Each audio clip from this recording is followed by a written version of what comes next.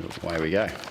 Yeah, disappointing to come up a point short, Ken, after Yeah, it's a game like that. It's the obvious, isn't it? It's incredibly disappointing for everyone involved, for everyone, the whole footy club, everyone outside the footy club that support Port Adelaide. It's a disappointing result. You couldn't question the way the boys went about it and the way they stuck at it. And look, felt like there was one team out there at the end trying to win and one team out there trying to defend, and we were trying to win right near the end. So you're satisfied, with the way they took the game on late in the game and really tried? Yeah, we got to win. We have to win. We clearly get that right now at this stage of the season. We're looking for wins, as many as we can possibly get, to give ourselves a chance to still be a part of it later in the year, which we still sit here tonight almost in the same position as before tonight now. And what a difference 4 points may have made, but we didn't get them. Is forward efficiency still your biggest issue? Yeah, absolutely. No doubt about it, along with some of our composure with the ball at the right moments. But they're different. People are going to sit there and listen to me talk about that and say, well, this has been a consistent issue for our football club. I think some of the areas and some of the reasons this year are different. I think when you see Zach and you see Connor and you see Xavier and so them young boys turn into bigger people and stronger people and handle contests a bit better, I think there's some different reasons at the moment that we're struggling with some of our opportunities in our front. And yeah, we've got some of our taller blokes that, we've got some people who have had struggled through the year. So, but I think there's some different reasons for it. Don't think it's all the same stuff. How do you assess how, Ryder going forward? Obviously, Ryder lost at full combination with Dixon not playing today. Did you find that? We lost, so same result. We still couldn't kick a winning score, and that's what we set out to do at the start of the night. In the perfect world, we'd have all those people in great form and they'd all be playing together. We get it. They're not all in great form. They're not all playing together consistently. So we're still challenging ourselves to find the ability to grow in that space. Just that first quarter, Ken, only 3 tackles. When you only have 2 players lay a tackle, and then you finish with 70 odd. How can there be such a big discrepancy? I guess. Yeah, I think the game was played.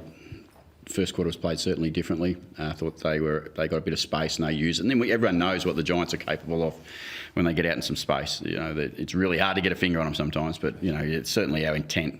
As you said, after the first quarter was at a much higher level, and we needed to be at a high level all the way through. But we had opportunities still in that first quarter where we just didn't hit the scoreboard, and we're talking about the same issue.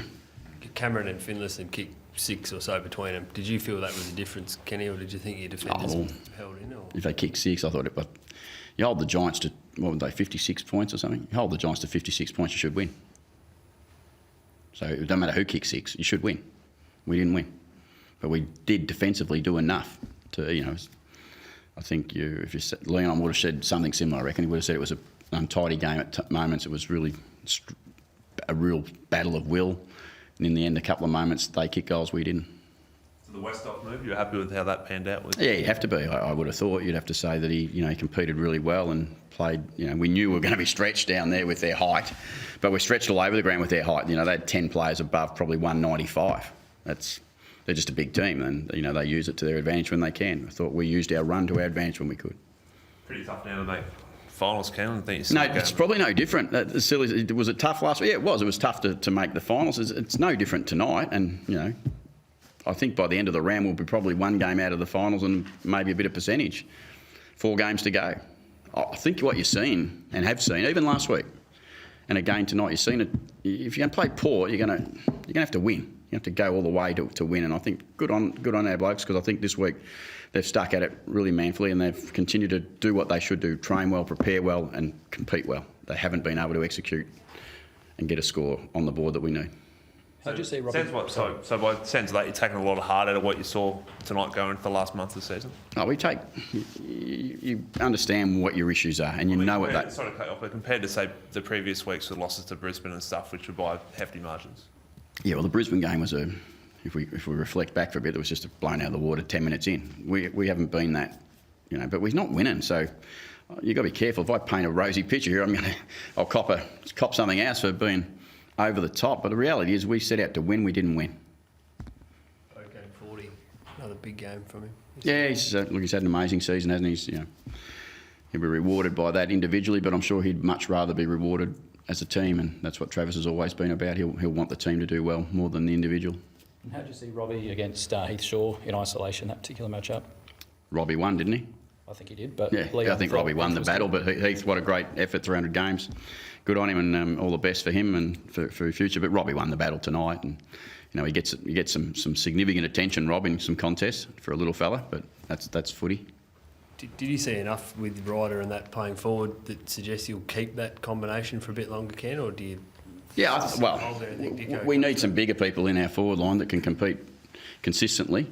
We know that Paddy certainly does that. Dougal does that off and on. Charlie's done that off and on. But that's one of our issues. We haven't found someone who's been able to give us a strong target consistently to go to and be effective for us. So.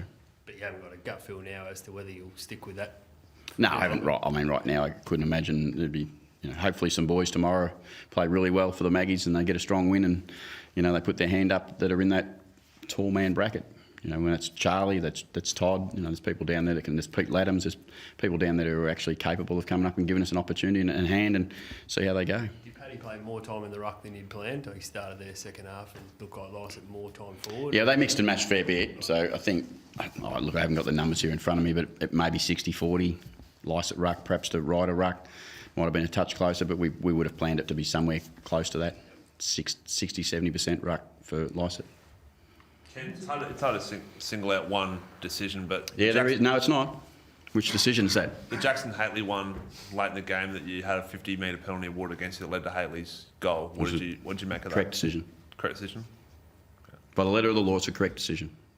And if you pay them all the time, that's fine. I think that's no problem with me. What did you make of the one in the second quarter where you were trying to rush it behind?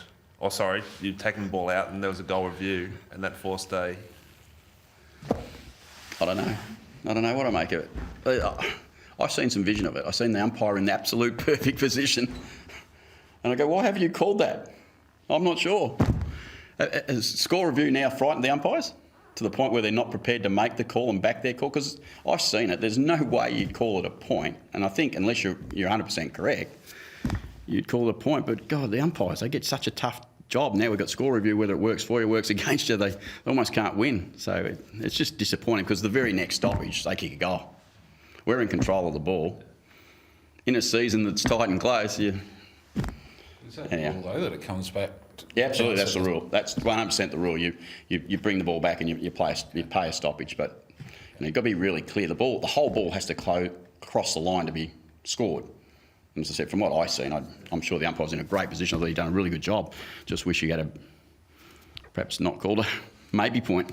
It's a difficult one, though, because you were in possession of the football when they... Yeah, we're running it out. Yeah. And it ends up at a stoppage and Cameron kicks a goal around the corner. Yeah. Not going to let me they're not giving it back. And what's the difference for your players about being ambitious with handball to create run or being reckless?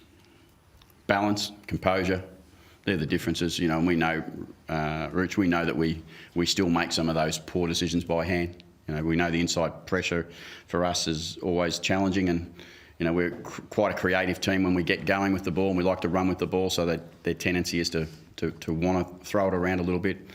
But I think that's growth. I think that's composure as a group. Dan's in there tonight for probably his third or his fourth game of midfield time. Riley Bonner plays on the wing for his first time basically in a game.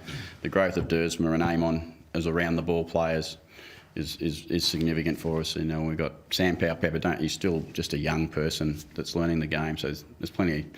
And there's Robbie, not very often tonight, and then there's Rocky and Trav, carrying a few of those boys around with them and helping them. But there's a balance, and we get it wrong at times. But there's every side in the competition that at times gets it wrong, and it's easy to look in the mirror and say we overdid it at times. We get that.